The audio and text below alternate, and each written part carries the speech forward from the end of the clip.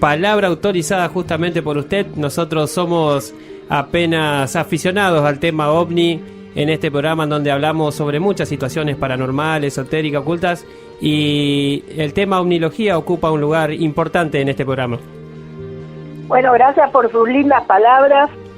La verdad que estoy muy contenta de poder compartir un poco lo que es el trabajo que hacemos de la investigación, del proyecto de la desclasificación, que viene dando muchos resultados en estos últimos tiempos.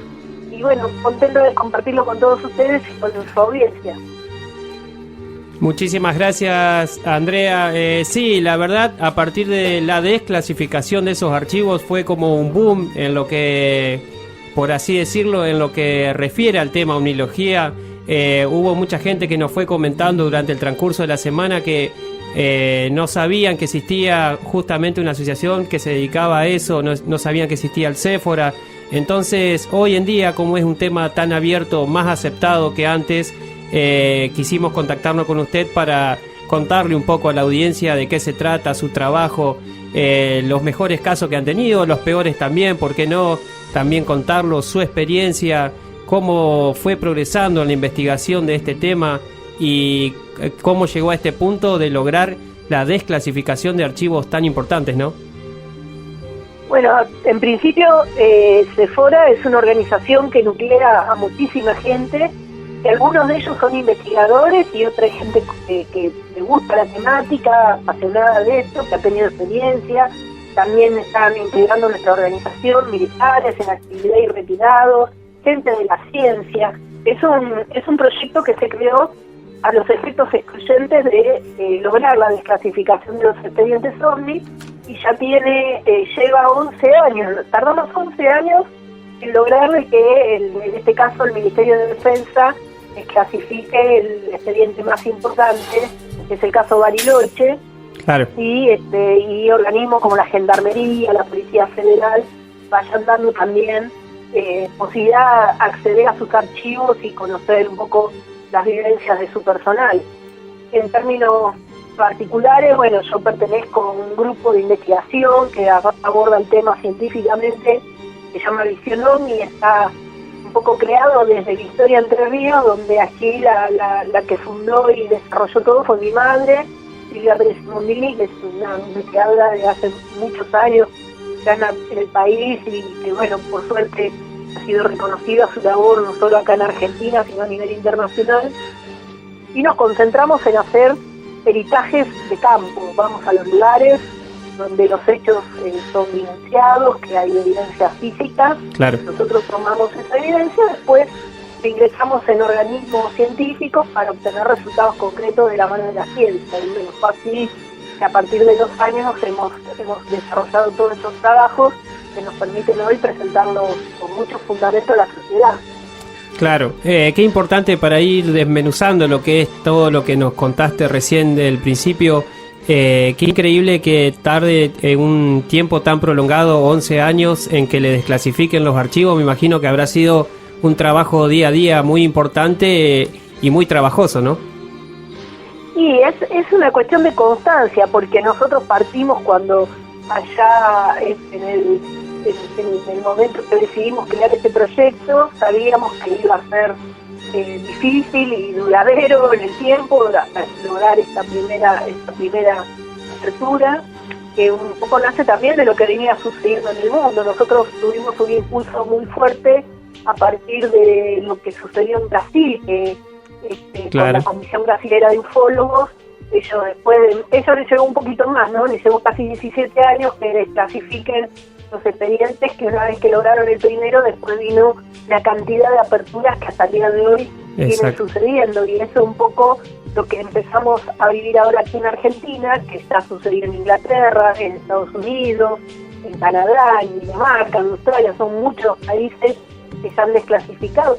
De hecho, fíjense que uno de los primeros logros que tuvo Séfora no fue la desclasificación, sino que inmediatamente que nos formamos, logramos que la Fuerza Aérea Argentina forme una comisión oficial para el estudio de estos fenómenos, y bueno, me tocó la posibilidad de ser asesora externa de esa comisión, y fue integrada por civiles además, que investigadores todos ellos prestigiosos, que han aportado su experiencia, Y bueno, y Sudamérica tiene este bonus track, a diferencia de otros países del mundo, incluyendo Estados Unidos, que es lo que comúnmente se nombra, que tiene formadas comisiones en el seno de sus fuerzas aéreas, como la de Uruguay, por ejemplo, la CNIDOM, que ya cumplió 40 años de conformada. Entonces, aprovechamos todos esos vínculos y experiencias que tenemos con todos estos organismos para forzar a que suceda lo mismo en Argentina. Claro, no es particular que una agencia oficial, digamos, trabaje en paralelo, si se puede decir, con una asociación creada así como la que tienen ustedes. Eso no sería a lo que se refiere, ¿no? Claro, exactamente. O sea, la Fuerza Aérea, allá por el 2011, creó en el seno dentro de la estructura de la Secretaría General lo que fue la Comisión de Estudios de Fenómenos Aéreos Aeroespaciales, y en ese momento, que estaba a cargo del capitán Mariano Mojao, después por distintos cambios de gestiones van rotando los oficiales a cargo.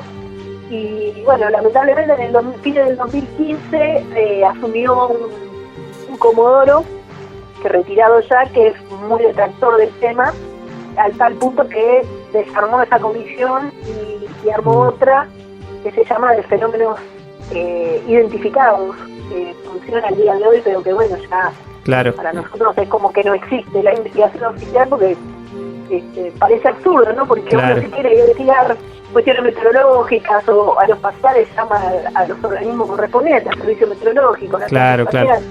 Pero bueno, son esas cosas que pasan en nuestro país. A diferencia de lo que pasa en otros lugares, que se abre la agenda de esta temática y se cierra, pero bueno. Estamos contentos que desclasificaron. Claro, sí, ahora por lo menos le desclasificaron algunos archivos. Antes que comience esta detracción, digamos, y disolución de lo que llevaban en paralelo con una agencia oficial, ¿con qué se encontró? ¿Qué le consultaban estas agencias oficiales respecto al tema OVNI? ¿Fueron casos sorprendentes o toda cosa, todo fenómeno que sucedía se lo consultaban para ver si encontraban una explicación lógica o no le encontraban explicación? Bueno, la comisión, la CEFA, cuando estaba en funcionamiento, recibía en una gran mayoría denuncias de su propio personal, de la Fuerza Aérea, y de algunos pilotos aerocomerciales o privados que tenían encuentros en situación de vuelo, o de controladores aéreos que registraban ecos en los radares que realmente no tenían explicación. Y bueno, esos expedientes he tenido la posibilidad de abordar a varios de esos testigos en esa cuestión de consulta externa que se me hacía, y al día de hoy, incluso como no reciben más este tipo de información y la gente tampoco ya hace las denuncias, directamente nos consultan y nos envían los casos a nosotros, aún de la Fuerza Aérea. Y realmente te encontrás con casos extraordinarios, ¿no? Persecuciones, situaciones de vuelos de alto impacto con velocidades inauditas, por mencionar velocidades a las que estamos más allá de acostumbrar a los conocidos, ¿no? Estamos hablando de velocidades hipersónicas. Claro, y de personal capacitado para distinguir esas velocidades, ¿no? Una cosa es que lo cuente un civil que no tiene experiencia, por ejemplo en mi caso, referida a las velocidades, y otro sería los pilotos de las aeronaves, ¿no? Exactamente, tal cual. Cuando vos te encontrás con personal idóneo en cuestiones del espacio, aeroespaciales, en aeronavegación, digamos, ahí tenés elementos con mucha fortaleza que son difíciles de explicar, y bueno, y eso es lo que motiva las características extraordinarias. En principio, una de las cosas que nosotros le presentamos a las autoridades es qué impacto puede tener este fenómeno en las operaciones de tránsito aéreo, por una cuestión de seguridad aérea, en principio, y de no reconocimiento, digamos. Supuestamente, cuando uno de estos fenómenos aéreos invade nuestro espacio aéreo, como pasó hace poquito tiempo, el 30 de junio, en la vertical del aeropuerto de Neuquén, donde apareció dentro de las 30 millas de operación de la torre de control, donde apareció un objeto, que los testigos fueron el jefe del aeropuerto, entre muchos, ¿no? Pero el jefe del aeropuerto y el jefe del aeródromo de Neuquén, y ellos estando en vuelo en una operación de entrenamiento, vieron el objeto durante 45 minutos dentro de las 30 millas de operación aeronáutica. Y ahí necesariamente se activan protocolos ante la no comunicación. Bueno, en nuestro país a veces estas cosas no funcionan muy bien, claro, y pasan desapercibidas, y por eso también muchas veces no se denuncian y no se investigan estos episodios por las cuestiones no implementadas en la seguridad aérea, ¿no? Muy parecido, Andrea, al caso Bariloche, de Neuquén. Claro. El caso Bariloche tuvo una interacción, el fenómeno, con las aeronaves, porque para los oyentes que no conocen el caso, en una operación de descenso que estaba haciendo un avión de Aerolíneas Argentinas, es acompañado por un objeto que al momento, además de aparecer, se generó un corte en la ciudad de Bariloche y no funcionó el equipo electrógeno del aeropuerto. Al momento de que estaba haciendo la operación de aterrizaje, se corta la luz del equipo electrógeno, por lo cual el avión de Aerolíneas tiene que hacer una maniobra evasiva. Tuvo de testigo privilegiado, si se quiere, un avión, un vuelo sanitario de Gendarmería Nacional, y obviamente a todo el personal de torre de control que captó el objeto, lo vio, lo captó en radar. El fenómeno aparentemente también produjo una interferencia durante 4 minutos, no solo magnetizó el instrumental de torre, sino que cortó las comunicaciones con los pilotos, además de la luz. Así que bueno, imagínense que más allá de todo esto que ya les relaté, que es extraordinario, el mismo fenómeno hizo un vuelo ascendente de 90 grados por debajo de la panza del avión de Aerolíneas y pasó en ascenso adelante del avión de Gendarmería, perdiéndose en la cordillera. Sí. Así que realmente es muy difícil de explicar todo eso. Sí. Nosotros tuvimos en una edición pasada de Expedientes 1 también exponiendo el tema. Justo días después que se desclasificó justamente expediente, estuvimos charlándolo con toda nuestra audiencia. Y sabemos, Andrea, que vos también tuviste entrevista con el piloto de esta aeronave de Aerolíneas Argentinas, que justamente tiene un programa de televisión, ¿no? Bueno, sí, a Jorge Polanco, que es de quien hablamos, lo conocí casi inmediatamente del caso, ya en el 95, el 21 de julio del 95 fue el caso, así que yo ya ahí arrimé el caso, junto con los pilotos de Gendarmería, los dos fallecidos ya, el comandante Gaitán y Sicusac, y bueno, y la verdad es que tuvimos acceso a toda la información de primera mano. De hecho, hace 2 años ya, acá Jorge Polanco, después de aquel episodio, se presentó por primera vez en un congreso aquí en Victoria, Entre Ríos, y bueno, fue bastante impactante lo que él comentó, a pesar del paso de los años, toda la evidencia recreada en vivo, ¿no? Fue la verdad que un momento importante, histórico hoy, ya con la desclasificación lograda. Qué increíble, la verdad es sorprendente el caso, como decía Fer, nosotros lo expusimos ante la audiencia, buscamos los relatos, buscamos algunas declaraciones cuando se desclasificó, y suena increíble, aparte de parte de un piloto que lo cuente, es más elocuente, ¿no? Le quería preguntar, ¿qué respuesta dio el Ministerio de Seguridad en cuanto a este caso? ¿Lo cierran de alguna forma? ¿Dan alguna explicación o cómo quedó eso? Bueno, el Ministerio de Defensa lo que hizo fue lo que hacen comúnmente los organismos, darnos toda la información que ellos creen que es de acceso total al caso. En eso nos dio lo que sería la transcripción de las conversaciones de la torre de control con los pilotos, las actuaciones internas, con las declaraciones de cada uno de ellos, ni bien bajaron de la aeronave, parte del servicio meteorológico, y también nos instaron a que le damos las conclusiones que hizo Comodoro retirado, que argumentó que lo que habían visto los pilotos y todos los testigos era la proyección de un farol de un boliche bailable. ¿La proyección de un farol que qué?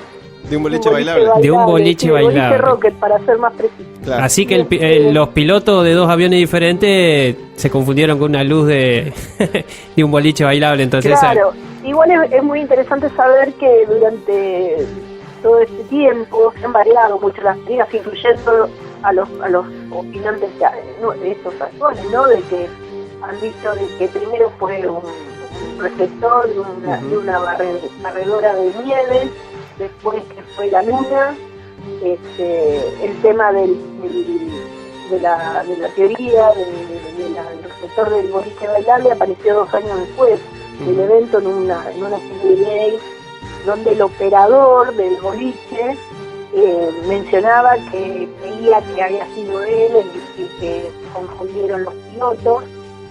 Pero bueno, nosotros incluso, ahora que tenemos oficialmente la información, Claro. desde nuestra organización Visión OVNI estamos haciendo una reconstrucción total del hecho, incorporando las teorías del boliche bailable, por lo cual pronto lo vamos a presentar. Hemos entrevistado al operador del reflector, posteriormente a que fue entrevistado por este comodoro retirado que le hace argumento, y hemos encontrado severas contradicciones dichas por el mismo operador del boliche, que la vamos a poner al aire para que también la gente entienda de cómo a veces se manipula la información. Así que va a ser muy enriquecedor que Claro. presentemos prontamente. Justamente le iba a preguntar a Andrea, ¿cómo reciben este tipo de explicaciones irrisorias por ahí?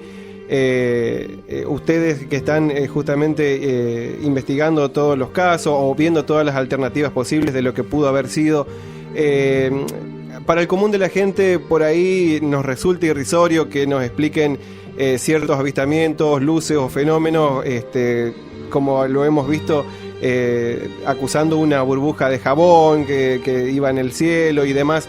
Pero ¿cómo reciben este tipo de contestaciones ustedes? ¿Les genera más ganas de seguir investigando, de derrumbar este tipo de explicaciones?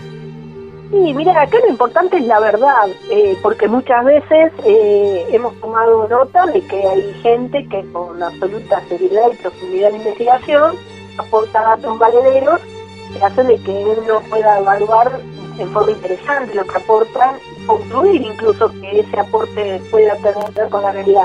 Ejemplo, cuando uno se confunde con movimientos satelitales que desconoce, Claro. entonces cuando concuerda fecha, hora, dirección, todos los elementos, bueno, digamos, hay que también tener la mente abierta de que no todo lo que vuela es ovni, Claro, y todo claro. lo que vuela no lo es, digamos, sino Exacto. ajustarse a la verdad. El problema es cuando uno, por ser detractor, por detractor mismo, presenta falazmente argumentos, Ujú. manipulando testigos a los efectos de acomodar una versión al caso. Claro, es que justo... Y- Sí, perdón. Sí, en este sentido, más allá de lo ridículo no que sea una explicación, lo que a nosotros nos molesta mucho es esta manipulación de la información. Claro. Entonces, no es malo. Quizá pudiera tener una explicación el caso Bariloche. En este caso no lo creo que lo tenga en ese sentido, por este lado. Pero pongamos que sí. El hecho es que si se ajusta a la verdad y las cosas son presentadas honestamente y éticamente, digamos, hay Claro. que rendirse ante las evidencias y no cuestionar por el cuestionamiento mismo. Pero ahora ya Claro, cuando se no conforma permanecer en porque uno cree. intencionalmente, claro, ahí está el problema. Es que justamente OVNI significa objeto volador no identificado, no significa puntualmente de que sea... De origen extraterrestre, Exacto, de origen exactamente. extraterrestre, sino que todavía no está identificado bien que es ni su procedencia ni su composición. Claro, exactamente. Andrea, quería preguntarle, ya que estamos hablando de lo que es avistamientos, contactos o otro tipo de situaciones referidas al tema OVNI, ¿cómo sería el proceso cuando ustedes reciben o les comunican sobre un caso o va gente común y les dice, bueno, yo avisté, yo presencié que aterrizó o tuve contacto de diferentes tipos con algún ser o lo que ellos describan? ¿Cómo empieza todo el proceso de investigación? ¿Cómo inicia, digamos? Bueno, nosotros aplicamos un sistema de ponderar el caso, ¿no? Tomamos toda la información que la persona nos refiere. A veces por la experiencia rápidamente ya te das cuenta cómo vienen un poco las denuncias. Ujú. Claro. Y empezamos a hacer un cuestionario donde vamos tomando información de la persona, y cruzamos datos para ver la veracidad y la credibilidad del caso. Y en ese sentido, cuando se aprueba, digamos, todo ese cuestionario, ahí empezamos a hacer la estrategia investigativa, que es, sobre todo nos concentramos muchísimo en los que tienen la posibilidad de relevar evidencia física, porque hoy el tema del relato, si bien algunos son muy interesantes, acá lo que intentamos nosotros como equipo es tratar de probar, digamos, con evidencia física y involucrando la ciencia. Entonces, digamos, comúnmente viajo yo de avance para ver los detalles del caso, y si veo elementos de cierta contundencia, ahí enseguida asumo la convocatoria del equipo que está integrado por distintas miradas multidisciplinarias que aplican protocolos. Lo que hacemos básicamente es un peritaje del caso, y nos entrenamos mucho para eso, y luego de tomar las muestras y elaborar todo el proceso investigativo, tratamos de que con las conclusiones de los laboratorios, de los organismos científicos, y haciendo una evaluación de lo que sucedió en ese lugar. Y también nos basamos mucho en el buen testigo, ¿no? Cuando hay un testigo sólido, con mucha referencia y con mucha calidad en su relato, y no solo por lo que diga, sino también por lo que no dice muchas veces. Ahí tratamos de seguir ese caso durante el tiempo, y es muy interesante lo que arrojan esos casos, ¿no? Claro, estamos hablando no solamente de que van, toman una entrevista y se retiran al lugar, sino que aparte, como casi el caso realmente lo requiere, un equipo de técnicos profesionales para hacer peritaje y demás cosas, lo que es muy importante para lo que es el tema OVNI, ¿no? Reunir evidencia de cada situación. Exactamente, sí. Cuando nosotros ingresamos al campo, va el que se especializa en el tema de peritaje fotográfico, claro, la persona que hace el relevamiento del terreno, la planimetría. Lo último que vemos es el hecho en sí, porque vamos entrando de afuera hacia adentro hasta que cubrimos todo el proceso informativo evidencial, y una vez que logramos eso, ahí sí entramos ya para tomar muestras con las reservas y los protocolos necesarios para que los laboratorios los acepten, ¿no? Andrea, quería consultarle también, ya abordando un poquito más personalmente la situación del fenómeno. ¿Ha vivido usted algún tipo de avistamiento o de situación relacionada?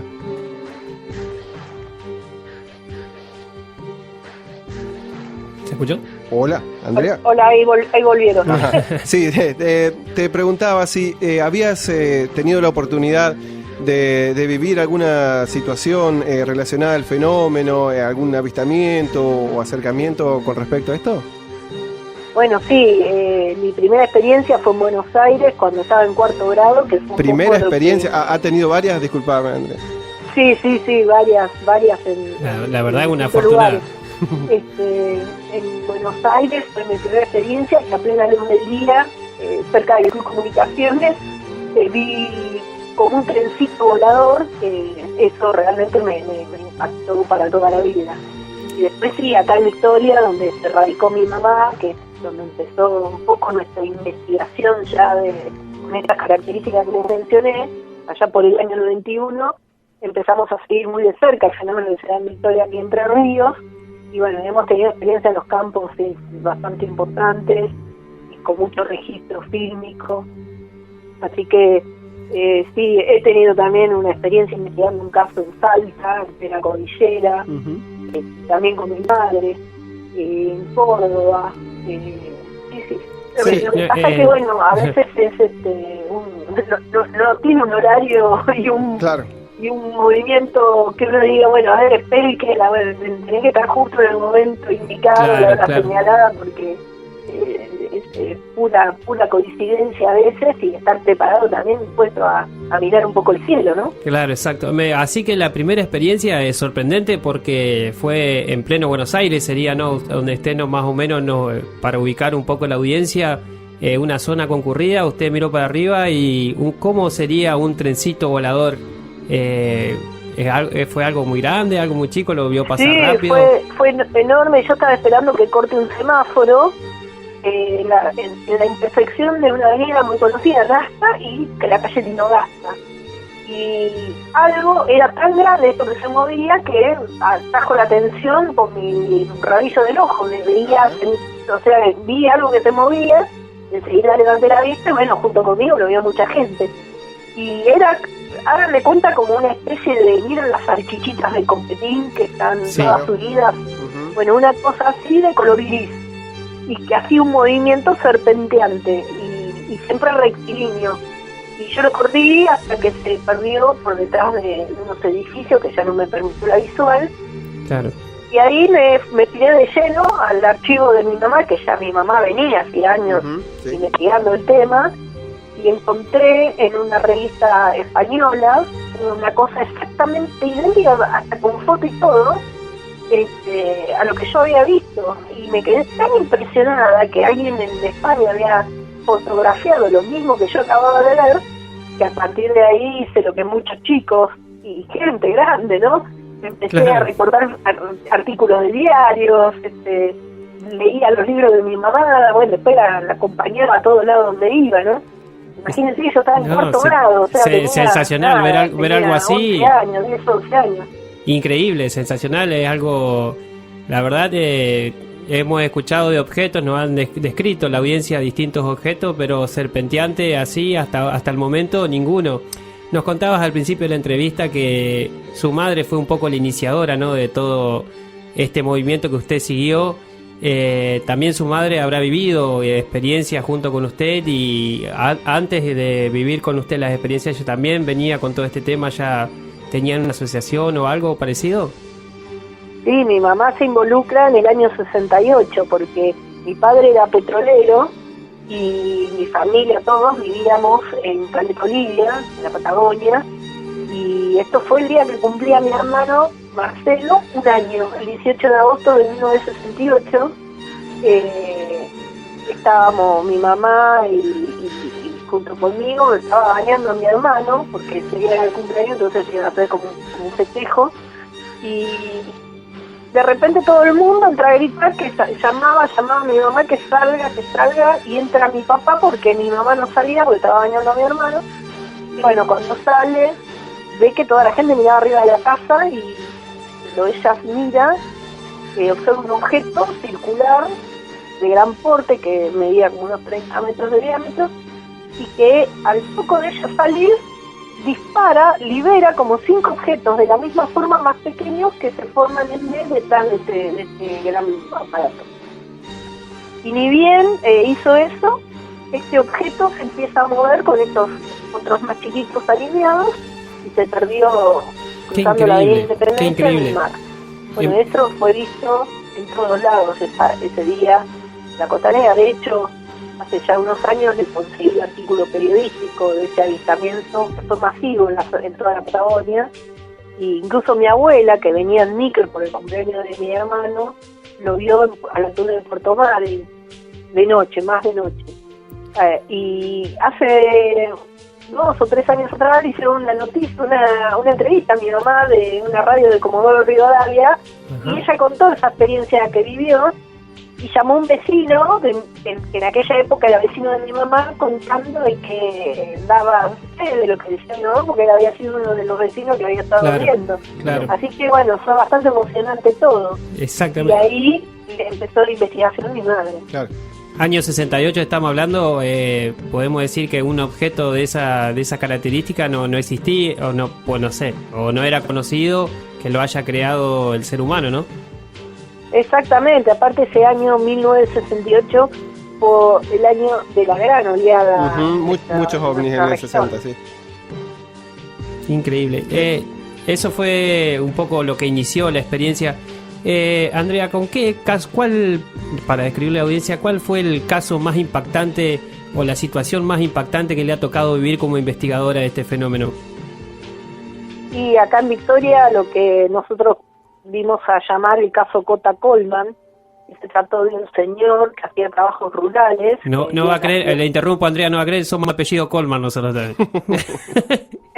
Somos de apellido Coleman nosotros. ¿En serio? Sí. Bueno, Cota Coleman era un trabajador rural encargado de un campo en la zona del casco viejo de la ciudad de Victoria. Él era arriero, criaba caballos y era ingeniero, trabajaba en la isla llevando ganado. Y una noche se olvidó de cerrar el molino, y eso de las 11 de la noche cruza Campo Traviesa hasta que llega y lo cierra.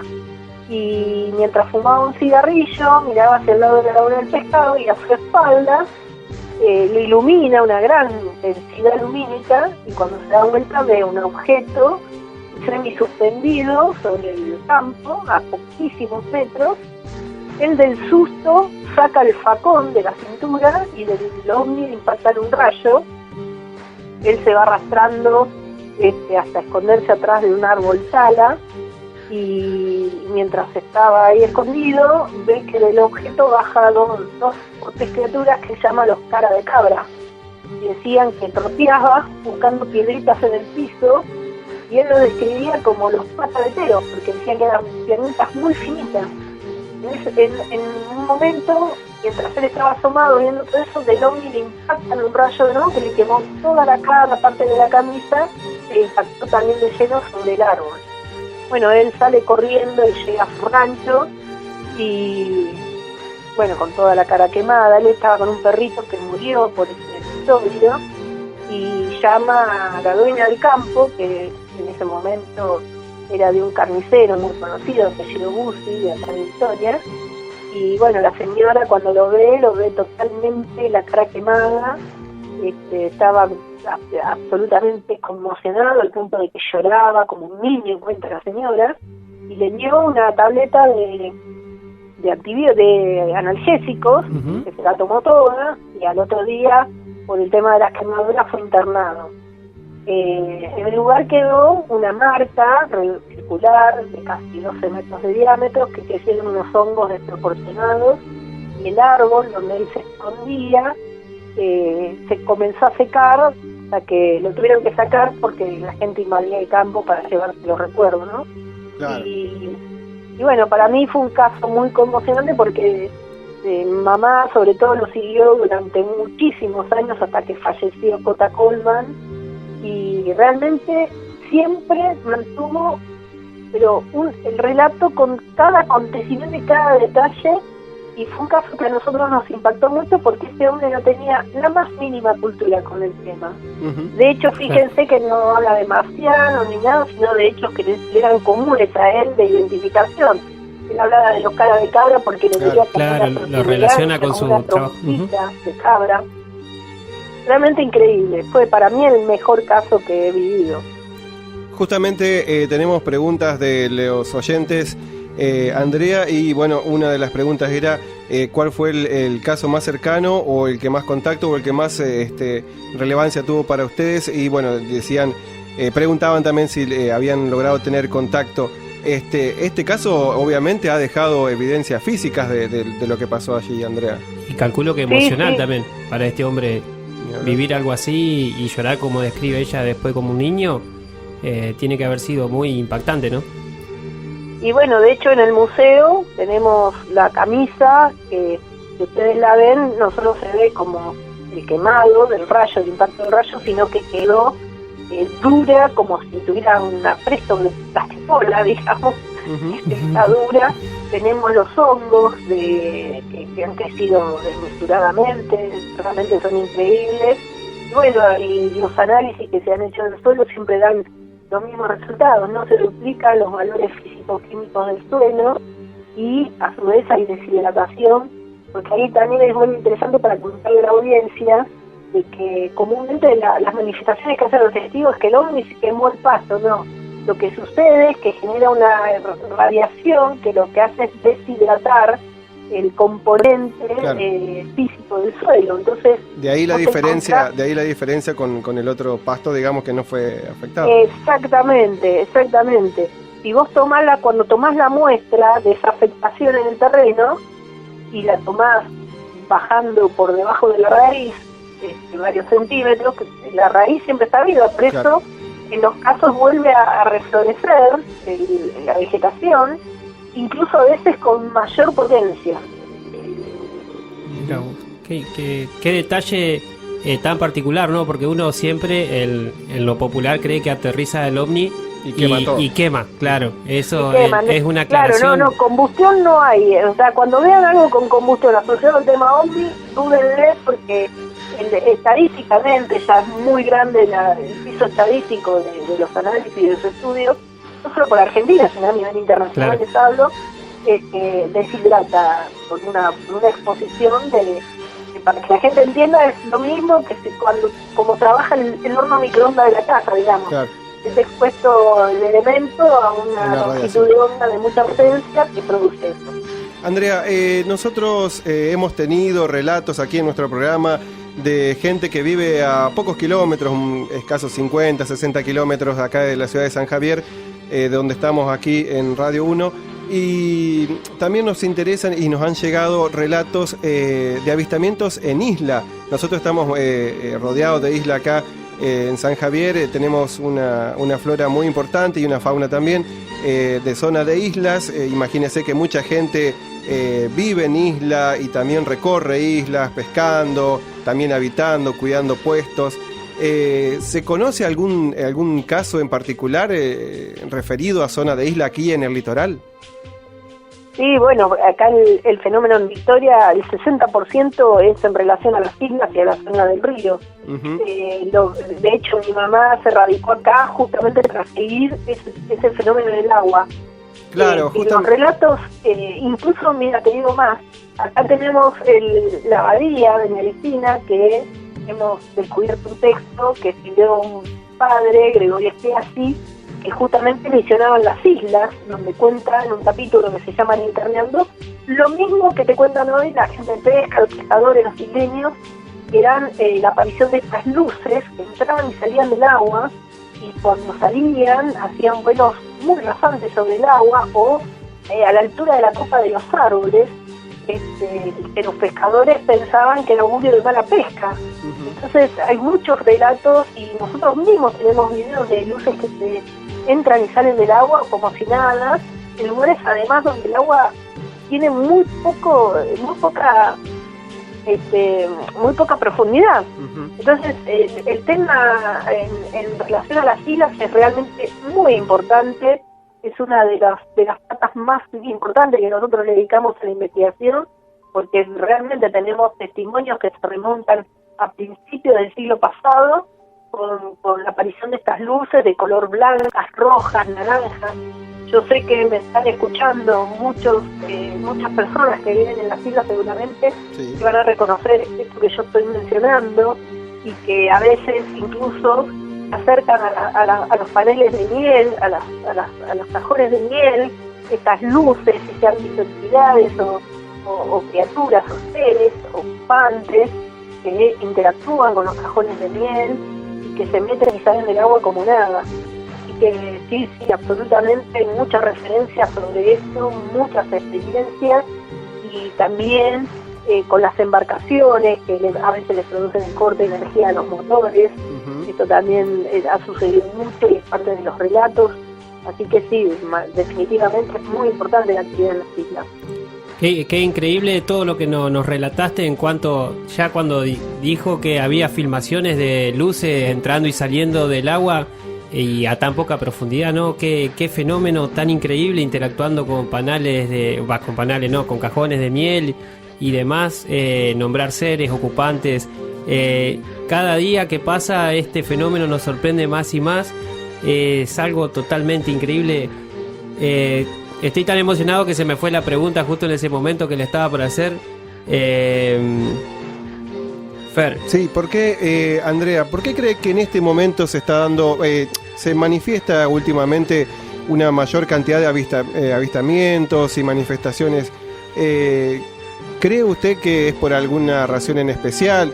Estamos en esta pandemia, que se han escuchado ruidos en el cielo, se han manifestado situaciones muy raras, se ha dado todo como en el contexto de una pandemia muy rara, nunca antes vivida por todo el mundo, y también se han visto este tipo de avistamientos, luces. ¿Cree usted que tiene alguna relación todo esto? Bueno, lo principal y lo más importante es que la gente, al estar más metida en la casa y con más posibilidades de mirar el cielo, hubo disparadores, así como en el año 69 la gente miraba para el cielo por el tema de las misiones espaciales y el mismo hecho de la llegada del hombre a la luna.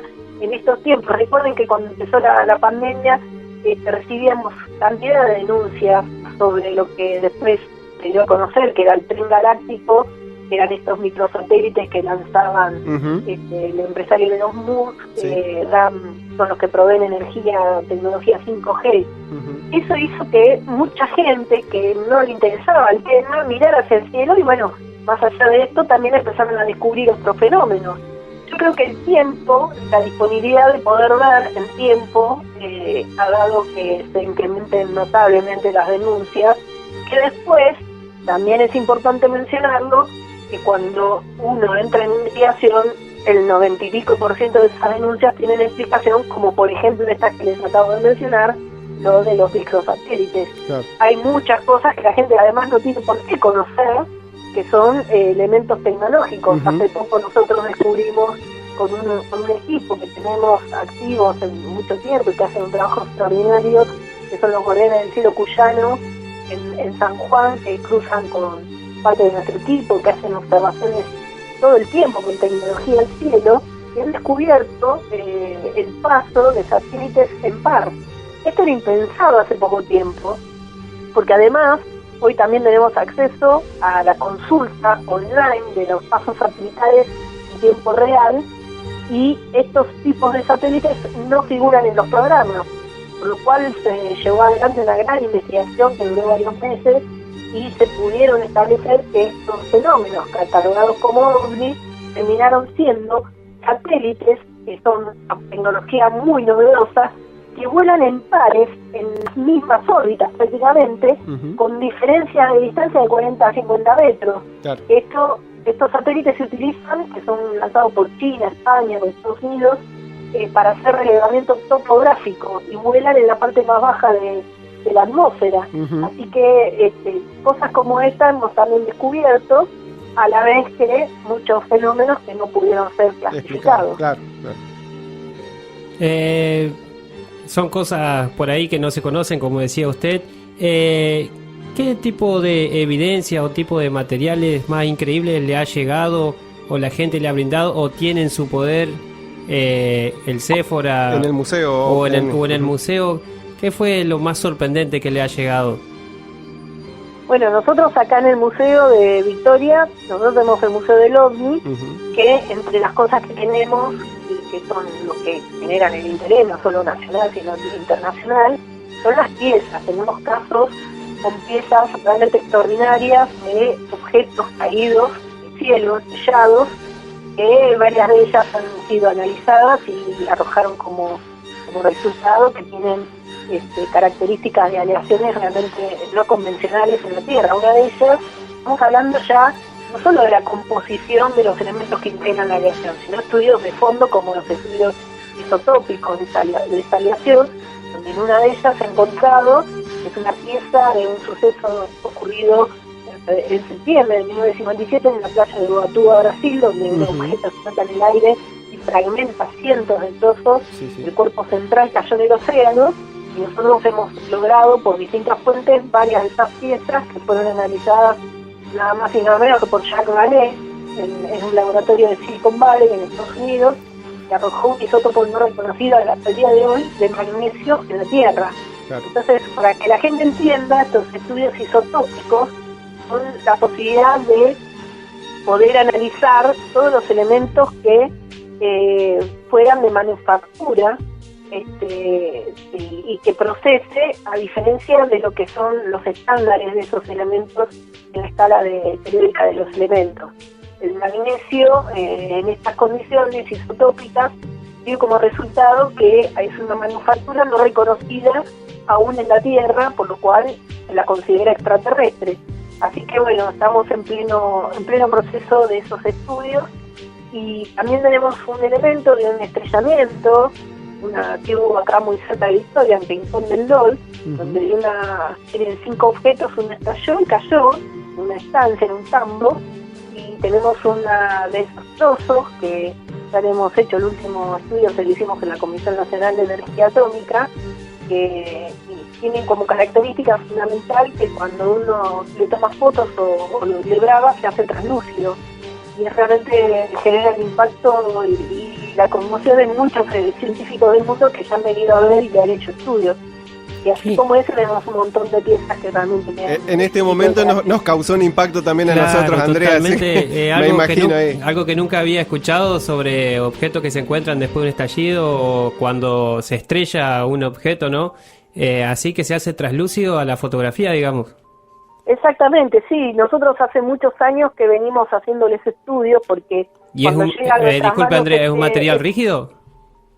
¿Es un material rígido, así como un metal o...? Sí, es una aleación de cromo molibdeno, que es como una especie de acero inoxidable magnético, cual todo es extraño, digamos, no está difícil explicar un acero inoxidable magnético, y que tiene esta aleación de cromo molibdeno superior al 4% y tiene entre sus componentes distintos elementos que hacen también a la característica de la aleación. Ahora cuando le hicimos el último estudio en la Comisión de Energía Atómica, nos dijeron que es como si fuera una aleación de acero naval, sin serlo. Mirá vos. Por lo cual todavía no la podemos especificar con absoluta certeza esta pieza. Lo que sí sabemos es que esto soporta ataques de agentes químicos, es una pieza preparada para las altas temperaturas. Claramente uno ve en su composición que estuvo expuesta a mucha temperatura, por lo cual se supone que atravesó la atmósfera terrestre. Claro. Entonces el punto es tratar de identificar si es parte de una aleación de un satélite o de un elemento extraordinario. Por ende, por otro lado tenemos los testimonios de la crónica de dónde se obtuvo ese pedazo de metal, que es a partir de una flotilla de 5 objetos que nos flotó. Así que bueno, estamos hace años profundizando esa investigación. Andrea, justamente, bueno, hablando de estos rastros recuperados y accidentes, nos escribe un oyente y nos dice que vio caer un ovni en el año 1980 en Neuquén, a las 10 de la mañana, entre Piedra del Águila y El Chocón. ¿Tienen conocimiento de algún caso singular de este? Sí, que tengo un relato, pero me gustaría que si pueden tomarle los datos a esa persona, porque nosotros ahora en este momento estamos haciendo un relevamiento muy exhaustivo de los sucesos en Neuquén, porque tenemos un equipo que viene desarrollando todas las averiguaciones, sobre todo por episodios que se dieron en Cutralcó, ahí en Neuquén. Así que claro, sería buenísimo contactar con esa persona porque me resulta muy interesante su testimonio. Y sí, tengo información de ese objeto caído en la década del 70. Sí, justamente le habíamos consultado a este oyente hace minutos nada más antes de comenzar la entrevista con vos. Si tenía algún tipo de inconvenientes en explayar un poco o de realizar una entrevista, y nos manifestó que sí, así que será un placer, un honor contribuir justamente con la investigación. Andrea, justo estábamos hablando, bueno, ya que entramos en el tema de los choques ovni, de cuando caen estos objetos, siempre fue muy renombrado el tema Roswell en Estados Unidos. ¿Existe un caso similar acá en lo que es la República Argentina? ¿O comparable, por lo menos? Bueno, lo que cuenta este hombre de Neuquén sería uno. Está el de Joaquín de González, también el 17 de agosto de 1995, en las Sierras Coloradas. Hay uno previo, en el año 85, del lado de Bolivia, del Cerro Zaire, que ahí probablemente pudiera haber sido un resto satelital, un satélite que cayó en zona. Tenemos una caída de objetos en Tierra del Fuego, que ese fue genial porque cayó un día arrasando todos los árboles y al día siguiente apareció otro en la misma zona que se llevó el primero. Realmente tenemos muchos. Hay una caída también en Mendoza, en la zona de Mendoza, muy cercana a la fecha de lo de Neuquén. En fin, sí, hay casos. Así que un objeto vino y se llevó el otro que se había andaba y lo avistaron que se llevaba el otro objeto, ¿no? Sí, el testigo principal fue el jefe de rescate de alta montaña de Tierra del Fuego. Qué increíble, no, sorprendente. A medida que nos va contando cada caso y nos va poniendo en orden, no nos dejamos de sorprender, la verdad. Esto es increíble, es un tema para hablarlo toda la noche, ¿eh? Sí, aparte a mí me gusta hablar como buena acuariana, así que si me dejan, estamos hasta También somos acuarianos. También somos de acuario, así que... Yo quería hacerle una pregunta, Andrea, un poco ya sacándole de lo que estamos hablando ahora, pero es una duda que por ahí puede llegar a ser como un mito urbano. ¿Es cierto que el director de películas, Steven Spielberg, para hacer su película Encuentros cercanos del cuarto tipo, creo que se llama, pudo haber recibido algún tipo de información de organismos gubernamentales para poder ilustrar en la película lo que era un encuentro? Sí, no solo es cierto, sino que yo te voy a dar algunas informaciones. Yo soy muy amiga de Paul Hynek, que es el hijo de Joseph Alan Hynek. Joseph Alan Hynek, del libro padre azul de la ufología, que además fue miembro del proyecto Blue Book. Fue el astrofísico que un poco llevó adelante las investigaciones, que cuando se salió continuó investigando, porque es el que definió la escala de la escala Hynek, de encuentros cercanos del primer, segundo y tercer tipo, y que además concluyó que entre el 3 y el 5% de los casos que investigaron no pudieron ser explicados. Él fundó una organización que se llamó UFOS, que es la organización madre, y Hynek, entre otras cosas, y si ven ahora la película Encuentro, con lo que les voy a decir, ¿no? Uh-huh. O si ven la película Encuentro cercano del tercer tipo, Hynek aparece en una escena mientras están ahí en la montaña esperando los ovnis. mira. Es el hombre que sale con la pipa. Que habla con una... Sí. Bueno, ¿por qué les cuento todo esto? Porque además el investigador francés, el protagonista, está basado en la figura de Jacques Vallée, que es el astrofísico que yo les comenté, que Uh-huh. nos hizo los estudios de la pieza de Ubatuba y que estuvo acá en el museo con nosotros, y ambos dos fueron las fuentes de consulta de Steven Spielberg, que además era miembro de la Sociedad Planetaria, Uh-huh. y que por otro lado, tanto Hynek como Jacques Vallée, ambos trabajaron para el gobierno programas vinculados al fenómeno OVNI. En esa época que se hizo la película, Jacques Vallée estaba como consultor y asesor de varios proyectos de la NASA, pero fundamentalmente fue integrante de lo que se conoció como el panel de Peter Sturrow, que es un físico de la Universidad de Stanford, que fue el que rebatió el informe de lo que fue el Comité Condon de la Universidad de Colorado, que inicialmente había dicho que el fenómeno OVNI no tenía nada que aportarle a la ciencia, hasta que Peter Sturrow, con todos estos nuevos científicos, y Jacques Vallée incluyéndolo, concluyó que sí tenía mucho que aportarle al fenómeno OVNI. Y todo eso fueron parte de los argumentos de la película. Y sobre todo en el lugar donde la filman, en la última parte que aparece la nave, la Torre del Diablo, si no me equivoco, que también es un referente, un símbolo para lo que es la ufología, ¿no? Exactamente. Así que son muchas casualidades, muchas cosas vinculadas. Esto es increíble, la verdad. Me explota la cabeza en todo lo que nos estás informando, Andrea, todo lo que nos estás contando. La verdad, increíble. Por eso, más que nada, recalcábamos que sos una palabra autorizada para unos aficionados como nosotros. Nombraste el del libro Proyecto Azul, que calificó los contactos en diversos tipos. Acá en Argentina, adopciones y todo ese tema, contactos de distintos tipos, ¿se registran, Andrea? Sí, nuestro país siempre tiene un debe, ¿no? En esto de los que se conocen como abducciones, como las que nos muestran en Estados Unidos, pero sí las hubo y muy buenas. El caso de Julio Plane, de La Pampa, Uh-huh. de Oscar Pérez, de Dionisio Yancas, hay una cantidad de sucesos que realmente fueron muy contundentes. Los pilotos del nuestro, rally, los pilotos chilenos en el rally. los pilotos chilenos del rally, sin embargo, bueno, no es algo que aparezca en demasía. Claro. Sí recibimos testimonios de personas que dicen que estaban durmiendo y que hacen como no saben diferenciar si son sueños o viajes, los enmarcan en viajes astrales, que se salen del cuerpo y que ven esto, que ven el otro.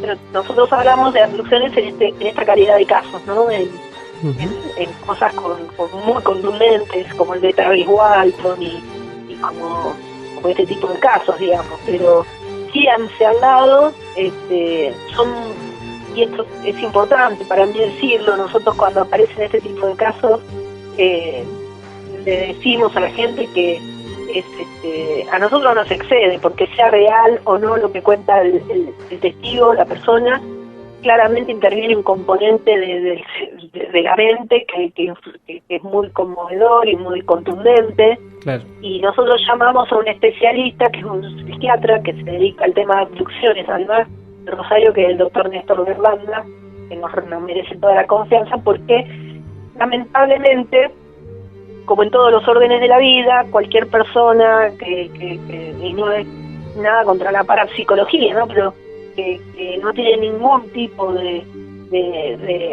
resguardo médico y de cuidado sobre la persona, hacen hipnosis regresiva, y nosotros hemos visto cosas muy complejas respecto a esto, de gente que no estaba calificada para hacer este tipo de cosas, lo cual decimos que es muy importante que se haga con abordaje de especialistas médicos, ¿no? Claro. Sí, se entiende, Andrea, lo que nos contás, pero bueno, que como comúnmente el dicho, que las hay, ¿no? No, ni hablar, cuando vos entrás en los detalles del caso, realmente son impresionantes algunos de ellos, ¿no? Y son realmente complejos. Con detalles vívidos, ¿no? Que los llevan como se escucha por ahí en programas de televisión, que los llevan a la nave, que los examinan. Exacto, de ese tipo, ¿no? Mira, con mamá hemos tenido la suerte, el privilegio de conocer los más grandes investigadores en estos campos, como John Mack, David Jacobs, en fin, gente muy, muy consagrada que se ha dedicado la vida a investigar estos casos. Hemos tenido en el Congreso del año pasado, donde lo hemos traído acá a Kyle Walton junto con Oscar Pérez y el doctor Berlanda. Realmente cuando vos empezás a escuchar estos testimonios y el trasfondo que tiene, realmente son muy, muy complejos, impactantes, difíciles de entender y mucho más difícil de llevar y de sobrellevar por parte de la persona, ¿no? Claro, sobre todo el impacto que le debe producir, me imagino. ¿Por qué cree usted, por qué crees, Andrea, que se trata de ocultar, o de ciertos sectores se trata de ocultar todo este tipo de experiencias, de avistamientos, de testimonios? Es lo que nos hace llegar un oyente. Es una muy buena pregunta la del oyente. Mira, en principio hay algo que nosotros ya tenemos claro hace años. Lo que no se entiende se niega. Uh-huh. Es así. Por otro lado, cuando hay intervinientes, situaciones de seguridad, por ejemplo, lo que yo mencioné hace un rato, la seguridad aérea, nosotros en términos de resguardo de la seguridad aérea en Argentina es muy precaria.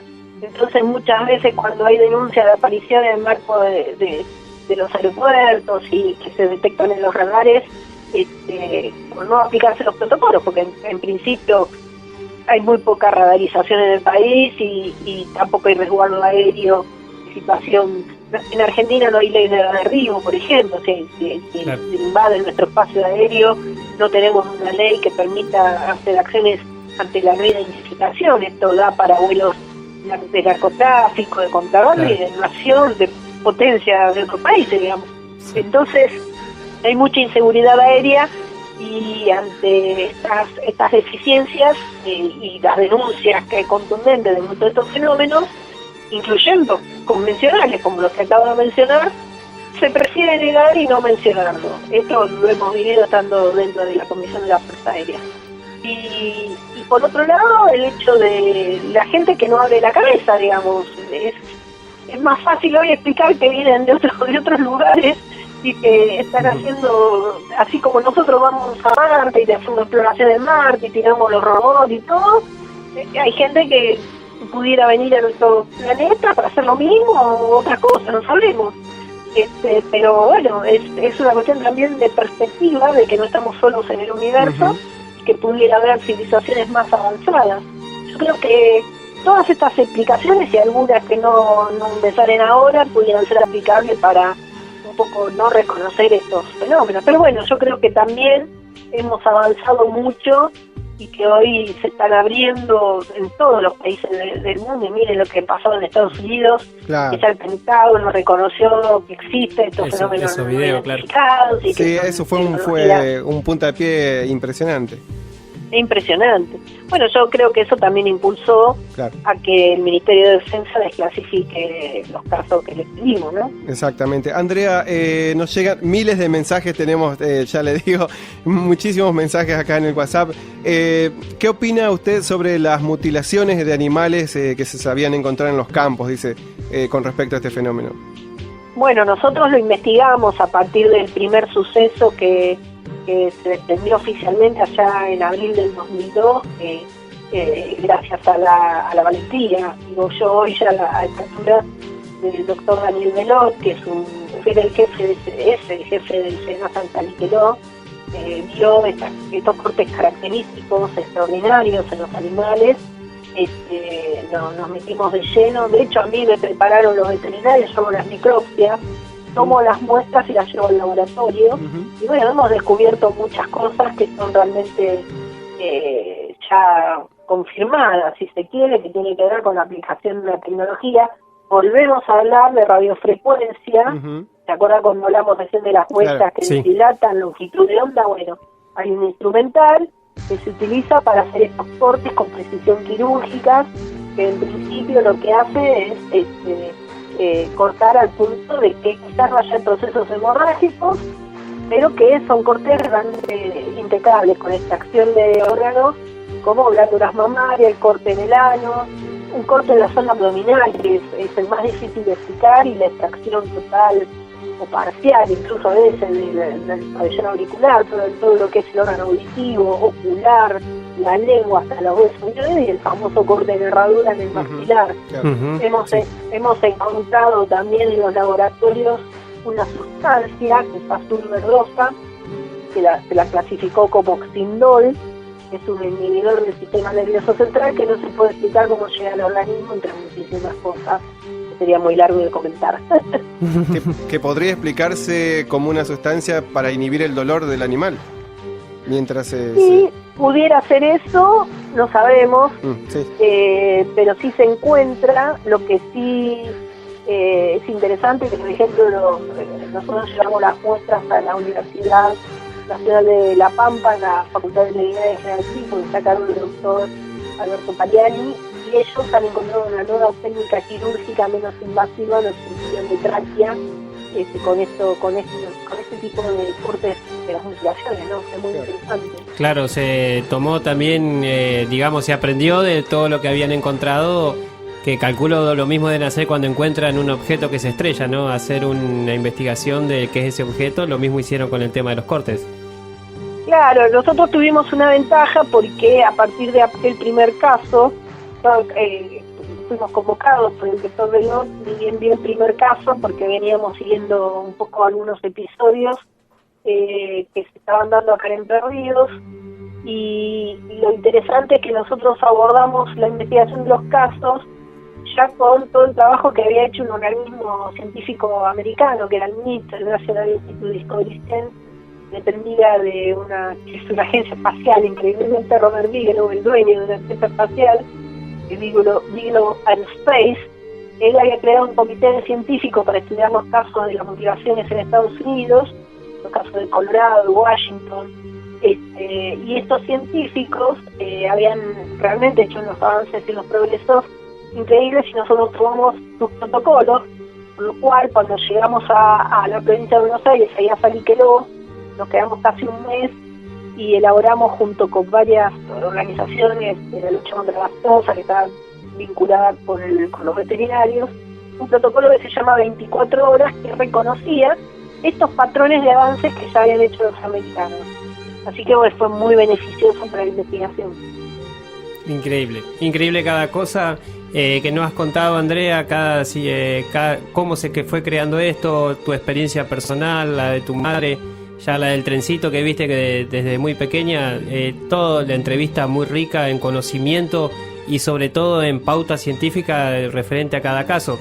Yo te quiero hacer una pregunta en lo personal antes que se cierre la entrevista. Me mira mi hermano y ya se empieza a reír porque ya calculo que sabe que voy a preguntar. Yo miro un programa en un canal que habla mucho sobre la teoría de que fuimos visitados en la antigüedad. Eso no sé si lo has escuchado nombrar al programa o no. Es Alienígenas Ancestrales, es un programa y habla de todas esas teorías. ¿Eso lo has visto, Andrea? ¿Lo has tratado vos que estás más inmersa en el tema?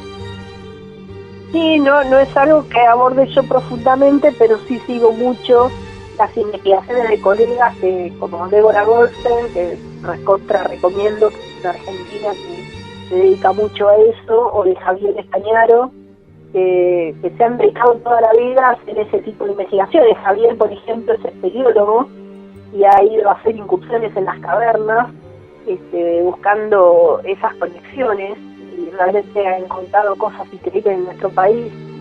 Y bueno, y obviamente de autores internacionales y investigadores internacionales que también me merecen el mayor de los créditos.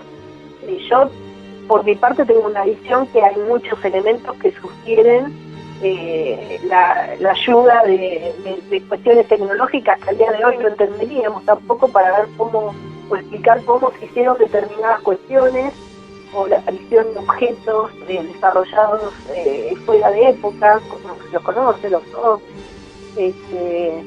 Y bueno, a mí es un tema que me fascina mucho.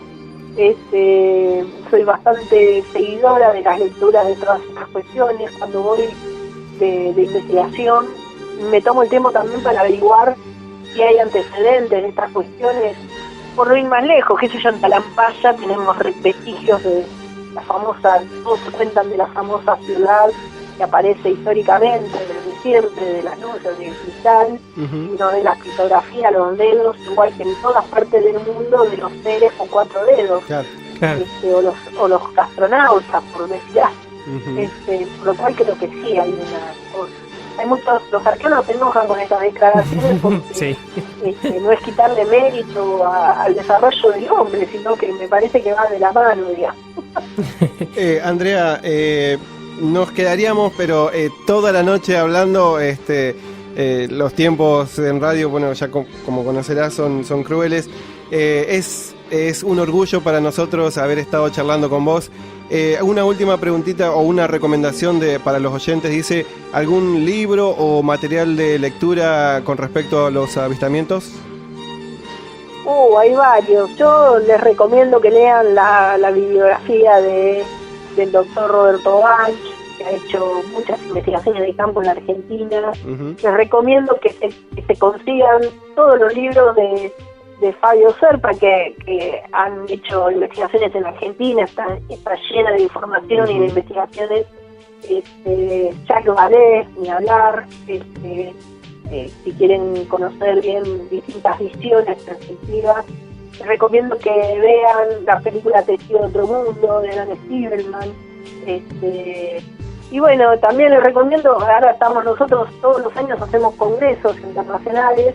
Este año, por la cuestión de la pandemia, lo vamos a hacer por streaming, por lo cual el 4, 5 y 6 de diciembre vamos, por ejemplo, una de las cosas que vamos a estar presentando, hablando de Neuquén, es toda la investigación de lo que pasó en Cutralcó durante todo el mes de agosto de 1995, muy asociado al caso Bariloche, como investigaciones en distintas partes de la Argentina y del mundo de ovnis caídos justamente, y lo que se conocen como esos materiales extraordinarios como metamateriales. Así que, bueno, hay un montón de cosas para leer, pero les recomendaría eso.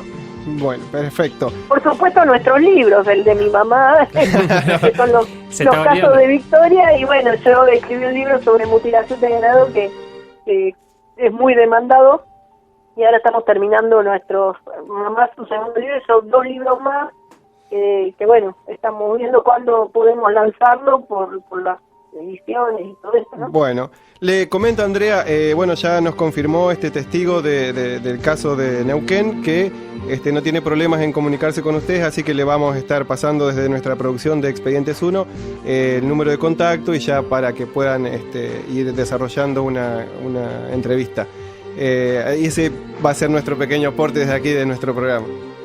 Muchas gracias, la verdad que un hallazgo, un testigo directo del hecho.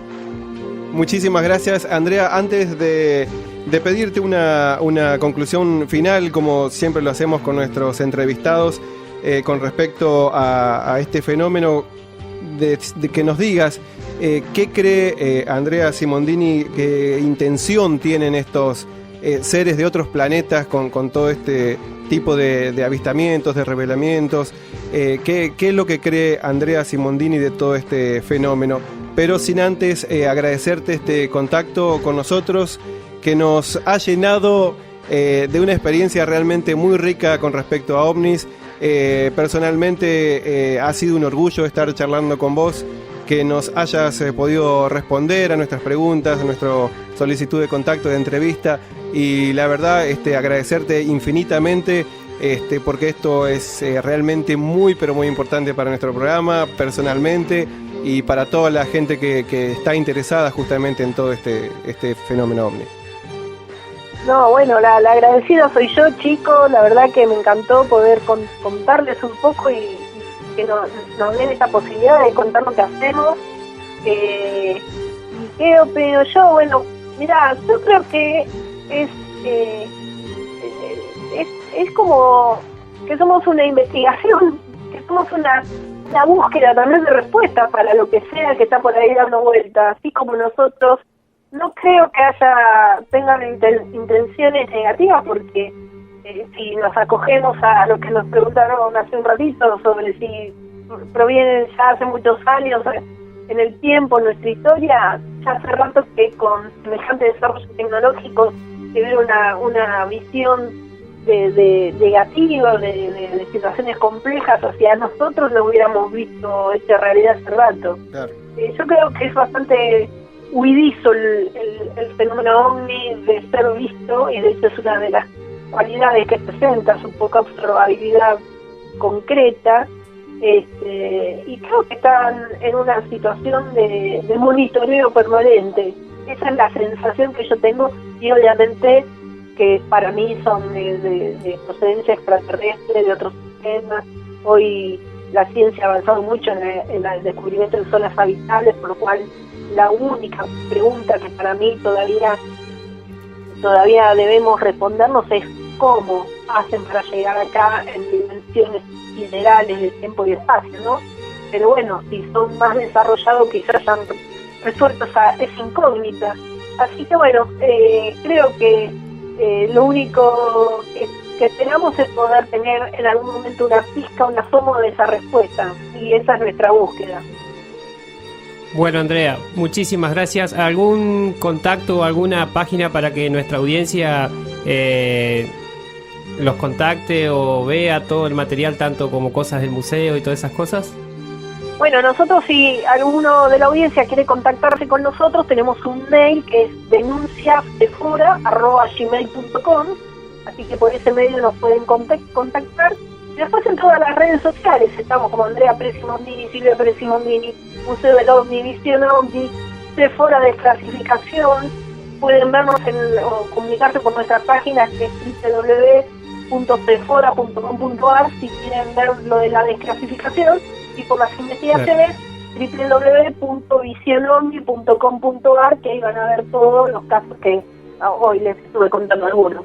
Espectacular, Andrea, muchísimas gracias. Yo ya me voy despidiendo de esta entrevista. Le quiero agradecer, la verdad estoy muy emocionado. Esto para mí ha sido un logro personal.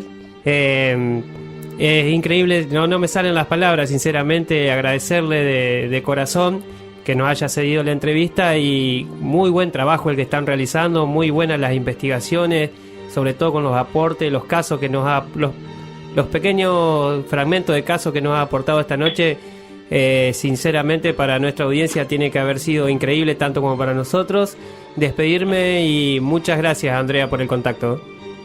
Gracias a ustedes, les vuelvo a repetir que para mí también fue un placer, súper linda la charla, y bueno, quedo a disposición para cuando lo requieran, y bueno, cualquiera que quiera hacer una consulta, aquí estaremos para escucharlos. Desde ya está invitada a visitar San Javier aquí en Santa Fe. Apenas se pueda y lo de la pandemia se disipe un poco. Y ahí vamos a hablar, largo y tendido. Sería un gusto tenerla acá por San Javier y poder compartir un gran momento. Prometo ir por allí. En cualquier momento nos hacemos una escapada. Perfecto, perfecto. Andrea Simondini, muchísimas gracias. Que tenga buenas noches y bueno, muchísimas gracias por este contacto y por todo el trabajo que se hace. Chao, chao, chicos. Hasta la próxima.